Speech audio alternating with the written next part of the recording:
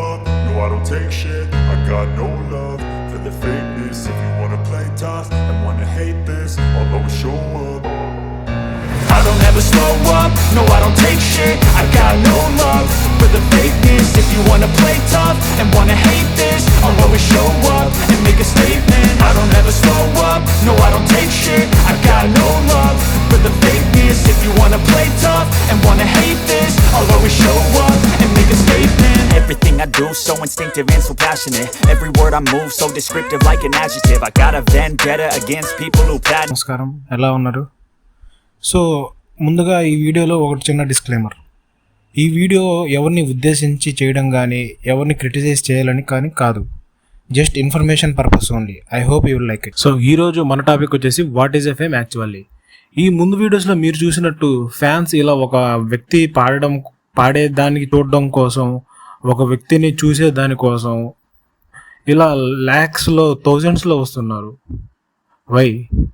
ఎందుకంటే fans feel a deep emotional bonding with their actors in their mind.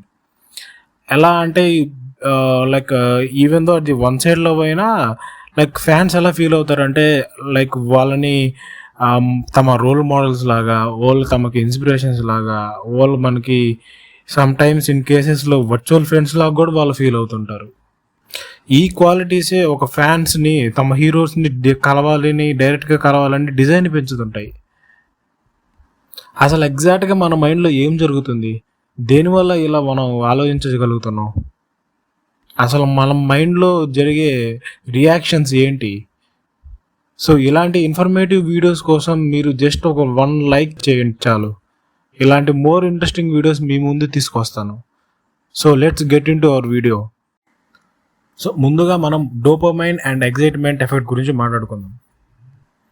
In the perspective of meeting వాళ్ళ హీరోస్ని కలవడంలో చెప్పాలంటే, the anticipation of meeting the celebrities triggers dopamine release leading to excitement. అంటే ఎప్పటి నుంచో స్క్రీన్స్లో చూస్తున్న వాళ్ళకి నచ్చిన యాక్టర్స్ని వాళ్ళు డైరెక్ట్గా కలవాలనుకోవడం, వాళ్ళకు ఒక ఎగ్జైట్మెంట్ వస్తుంది. అది ఎలా అంటే వాళ్ళు ఒక థ్రిల్ ఫీల్ అవుతారు. ఎలా అంటే మనం ఎప్పటి నుంచో చేయాలనుకున్న మన లాంగ్ టర్మ్ గోల్ని ఒక్కసారిగా అచీవ్ చేసామంటే మనం ఎలా అయితే ఎగ్జైట్మెంట్ ఫీల్ అవుతామో అలా. అండ్ ఆల్సో ఇప్పుడుండే ఈ జనరేషన్లో ఒక సెలబ్రిటీతో క్లోజ్గా ఉంటే, ఐ మీన్ ఫొటోస్ దిగిన, స్టేటస్లు పెట్టిన, సెల్ఫీస్ దిగిన, ఆటోగ్రాఫ్ తీసుకున్న, హ్యాండ్ షేక్స్ తీసుకున్న, డీపీగా పెట్టుకున్న వాళ్ళ ఫొటోస్ని like they think it will boost their social status. ఎలా అంటే పక్కన వాళ్ళకంటే వాళ్ళు గ్రేట్ అనుకుంటుంటారు అండ్ వాళ్ళకు ఒక వాల్యూ ఉంటుంది అనుకుంటారు ఇన్ ది సొసైటీ. ఆ సొసైటీ కూడా అలానే చేస్తుంది. వాడు చూడరా యాక్టర్తో ఫోటో దిగాడు, అబ్బా నువ్వు గ్రేట్ రా మావా అనగానే వాడు ఇంకా మునగ చెట్టు ఎక్కి కూర్చుంటాడు. ఇక్కడే ఒక కాన్సెప్ట్ బయటపడుతుంది, అదే సైకాలజికల్ రివార్డ్. సో ఈ కాన్సెప్ట్లో ఏంటంటే వాళ్ళు మీట్ అయిన దానికి ఒక రివార్డ్గా ఫీల్ అవుతారు. ఆ రివార్డ్ మన బ్రెయిన్కి ఒక ఎగ్జైట్మెంట్, ఒక ఆనందాన్ని ఇస్తుంది. So coming back to our main question, so what is a fame, what's happening in our mind అంటే in the perspective of movies side చెప్పాలంటే యాక్చువల్గా 7 ఎఫెక్ట్స్ ఉన్నాయి. 1 primary effect, 2 mere exposure effect, 3 halo effect, 4 herd mentality, 5 parasocial relationships, 6 the star effect, 7 the underdog effect. So coming to the first one, primary effect. సో దీని గురించి మాట్లాడుకోవాలంటే ఒక ఎగ్జాంపుల్తో చెప్తాను. Let's say ఒక ఎక్స్ హీరో ఉన్నాడు. ఆ హీరో తన ఫస్ట్ మూవీని రిలీజ్ చేశాడు. ఆ ఫస్ట్ సినిమా బాగా ఆడిందంటే it creates a strong impression. Like ఎలాగంటే ఆ యాక్టర్కి మంచి గుర్తింపు వస్తుంది, ఓ వీడు బాగా చేశాడు రా, ఆ యాక్టర్ బాగా చేశాడు రా అట్లా. అదే ఫస్ట్ మూవీ ఫెయిల్ అయిందంటే the audience will start ignoring or మర్చిపోవడం, అలా ఇలా అవుతుంది అంటిల్ అన్లెస్ వాళ్ళు కంటిన్యూస్గా సినిమాలు చేస్తే తప్ప. ఇక్కడ ఇంపాక్ట్ అయ్యే ఫ్యాక్టర్స్ కొన్ని ఉన్నాయి. అంటే టాలెంట్ ప్రకారం చూసుకున్నా, లేకుంటే హీరో బిగ్ బ్యాక్గ్రౌండ్ నుంచి వచ్చినా, ఇంకొక హీరో ఏ బ్యాక్గ్రౌండ్ లేకుండా నుంచి వచ్చినా వాళ్ళ ఇంపాక్ట్స్ వేరేగా ఉంటాయి. బికాస్ ఆల్రెడీ బిగ్ బ్యాక్గ్రౌండ్ నుంచి వచ్చిన హీరో మనకు ఆల్రెడీ ఫెమిలరైజ్ ఉంటాడు కాబట్టి. ఈవెన్ దో తర్వాత నిలబడాలంటే టాలెంట్ లేండి. So coming to the second one, Mir exposure effect. So కంటిన్యూస్గా మూవీస్ చేయడం వల్ల, ఫ్రీక్వెంట్గా మీడియాలో కనిపిస్తూ ఉండడం వలన ఫెమిలియారిటీ పెరుగుతుంది. ఆ యాక్టర్ని మనకి తెలియకుండానే మన బ్రెయిన్ యాక్సెప్ట్ చేసేలాగా, ఇష్టపడేలాగా చేస్తుంది. ఈవెన్ ఈ ఫస్ట్ మూవీ ఫెయిల్ అయినా రిపీటెడ్గా ఎక్స్పోజర్ ఉండడం వల్ల ప్రేక్షకుల దృష్టికోణాన్ని మార్చుతుంది. ఎగ్జాంపుల్ చెప్పాలంటే many stars after multiple films తర్వాతనే వాళ్ళు ఫేమస్ అయ్యారు. ఇక్కడ నిరంతరమైన ప్రయత్నం వాళ్ళు చేస్తున్నారు కాబట్టి వాళ్ళు తర్వాత సక్సెస్ చూశారు. సో నెక్స్ట్ది హాలో ఎఫెక్ట్. ఒక యాక్టర్ ఒక హిట్ మూవీలో భాగమైనా, అది చిన్న రోల్ అయినా అతని ఇమేజ్ పెరుగుతుంది. పీపుల్ వాళ్ళని టాలెంటెడ్ పర్సన్స్ లాగా, ఒక వాల్యుబుల్ పర్సన్స్ లాగా చూస్తారు. ఈ యాక్టర్ ఉంటే మన మూవీ హిట్ అవుతుంది, ఈ యాక్టర్ ఆ రోల్ చేస్తే కరెక్ట్గా సెట్ అవుతుంది అన్నట్టు అనలాగా. ఎగ్జాంపుల్ చెప్పాలంటే ఇప్పుడు మన బాహుబలి మూవీలో కాలకేయ రాజు ప్రభాకర్ గారు ఉన్నారు కదా, ఆయన సినిమా రిలీజ్ అయ్యాక అతనికి వచ్చిన రికగ్నేషన్ మనందరికీ తెలుస్తుంది ఎలాగొచ్చేది, ఎంత బాగా అతన్ని రికగ్నైజ్ చేయగలుగుతున్నారు. అది దానివల్ల తనకి ఎన్ని అవకాశాలు వచ్చాయో మనకందరం కూడా చూసాం. అలానే కార్తికేయ 2 సినిమాలో మన అనుపమ్ ఖేర్, ఆయన గురించి ఒక టాక్ ఏంటంటే ఈయన ఉంటే సినిమా చాలా హిట్ అవుతుంది అనుకుంటారంతా బాలీవుడ్ సైడ్. కానీ సిమిలర్లీ మన ఉప్పెన సినిమాలో విజయ్ సేతుపతి గారు న్యూ హీరోయిన్ లాంచ్ చేస్తున్న విజయ్ సేతుపతి గారు ఉండడం వల్ల సినిమాకి ఇంకా బెనిఫిట్ అయింది. అట్లా అనమాట. సో నెక్స్ట్ది ఫోర్త్ది హర్డ్ మెంటాలిటీ. ఇక్కడ హర్డ్ అంటే ఒక సమూహం కానీ గ్రూప్ అని మీనింగ్. సో ఒక మూవీ బాగా ఆడినా లేదా యావరేజ్గా ఆడినా అతనికి ఒక పర్టికులర్ క్యారెక్టర్ గురించి మీడియాలో బాగా హైప్ ఇచ్చిన, క్రిటిక్స్ చెప్పిన, ఇన్ఫ్లుయెన్సర్స్ అతని గురించి చెప్పిన పీపుల్ ఆ ట్రెండే ఫాలో అవుతారు. ఫర్ ఎగ్జాంపుల్ ఎట్లా అంటే ఇప్పుడు ఒక క్యారెక్టర్ గురించి అందరూ మాట్లాడుకుంటుంటే మనం కూడా ఆ క్యారెక్టర్ గురించి చూస్తాం. ఓహో అందరూ చెప్తున్నారు కదా, నిజమేనేమో, బాగా చేసాడేమో అనే ఫీల్ మనకి రంపించేస్తారు. వాళ్ళ చెప్పిన ట్రెండ్ మనం ఫాలో అవుతాం కాబట్టి దీన్నే హర్డ్ మెంటాలిటీ అంటారు. ఇనీషియల్గా వాళ్ళ పర్ఫార్మెన్స్ బాగలేకపోయినా వాళ్ళ ఫేమ్ వీటి వల్ల ఇంకా బూస్ట్ అవుతుంది.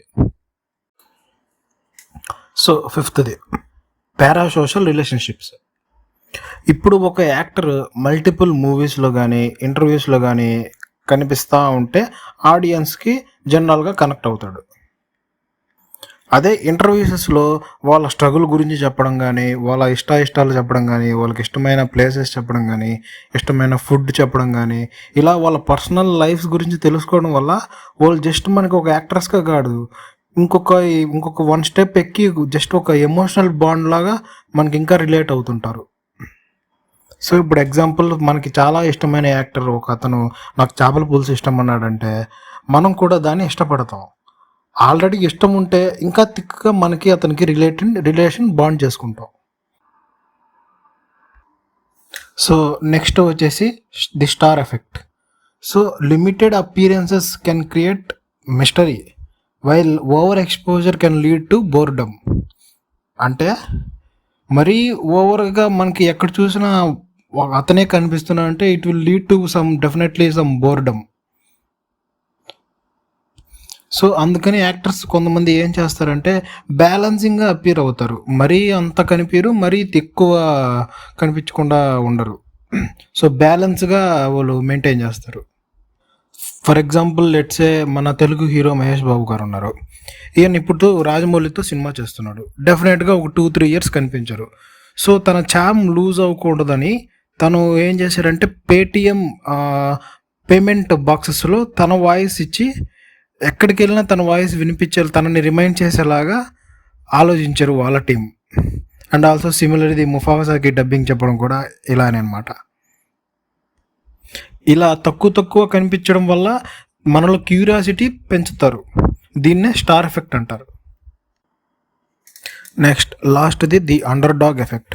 యాక్టర్స్ ఎవరైతే ఇనీషియల్గా ఫెయిల్ అవుతూనే ఉంటుంటారో బట్ మూవీస్ అయితే కంటిన్యూస్గా చేస్తూ ఉంటారు.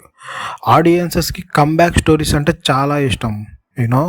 సో ఫైనల్గా మా హీరో సక్సెస్ కొట్టాడ్రా ఆఫ్టర్ సో మెనీ స్ట్రగుల్స్, ఇట్లా అనమాట. ఎగ్జాంపుల్ మన నితిన్ అన్నయ్య after so many years of failures అతనికి ఇష్క్తో కమ్బ్యాక్ ఇచ్చాడు. సో ఫైనల్గా కంక్లూజన్ ఏం చెప్పాలంటే ఈ పైన వాటిల్లో ఏ ఎఫెక్ట్ ట్రిగ్గర్ అయినా వాళ్ళు ఫేమస్ అవుతూనే ఉంటారు. సో ఇదంతా మన మైండ్ ఆడించే ఆట. సో నువ్వేంట్రా బాబు ఇలా చెప్తున్నావు, అన్ని కంట్రీస్లో ఇంతే కదా అంటారా? కొన్ని కంట్రీస్ ఉన్నాయి like Sweden, Norway, Finland, Denmark, Netherlands. ఇక్కడ పీపుల్ సినిమా యాక్టర్స్ని లార్జర్ దాన్ లైఫ్ సెలబ్రిటీస్గా చూడరు. జస్ట్ మనలాగే నాలాంటి కామన్ పీపుల్గానే చూస్తారు. ఇక్కడ యాక్టర్స్ మటుకు పబ్లిక్ ట్రాన్స్పోర్ట్లో, బస్సెస్లో అంతా ట్రావెల్ చేస్తారు. సో నేను చెప్పొచ్చేది ఒకటే, సో మీ లైఫ్ని మీరు సీరియస్ తీసుకోండి. సినిమాల మీద వీటి మీద మీ టైం అంతా వేస్ట్ చేయకండి గైస్. సో ఇది గైస్ ఈరోజు టాపిక్. టైం వల్ల ఫాస్ట్గా చెప్పేయాల్సి వచ్చింది.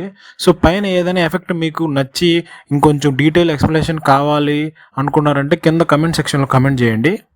తప్పకుండా దాని మీద సపరేట్ వీడియో చేస్తాను. Thank you guys for watching. ఇంకో వీడియోతో మళ్ళీ మీ ముందుకు వస్తాను. అంతవరకు బాయ్.